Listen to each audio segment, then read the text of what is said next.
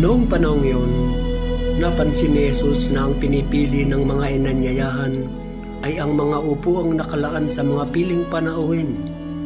Kaya't sinabi niya ang talinghagang ito, "Kapag inanyayahan ka ninuman sa isang kasalan, huwag mong pipiliin ang tanging upuan. Baka may inanyayahang lalong tanyag kaysa sa iyo, at lalapit ang nag-anyaya sa inyong dalawa at sasabihin sa iyo, maaari bang ibigay ninyo ang upuang iyan sa taong ito? Sa gayoy mapapahiya ka at doon malalagay sa pinakaabang upuan.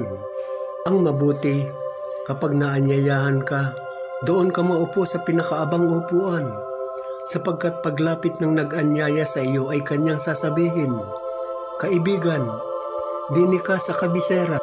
Sa gayon, nabigyan ka ng malaking karangalan sa harapan ng mga panauhin, sapagkat ang nagpapakataas ay ibababa at ang nagpapakababa ay itataas." Sinabi naman ni Jesus na nag-anyaya sa kanya, "Kapag naghahanda ka, huwag ang mga kaibigan mo, mga kapatid, mga kamag-anak at mayayamang kapitbahay ang anyayahan mo, sapagkat inaanyayahan ka rin nila at sa gayoy nagantihan ka na. Kaya kung ikaw ay maghahanda ng isang malaking salo-salo, ang mga pulubi, mga pingkaw, mga pilay at mga bulag ang anyayahan mo, hindi sila makagaganti sa iyo, at sa gayoy magiging mapalad ka. Gagantihin ka ng Diyos sa muling pagkabuhay ng mga banal."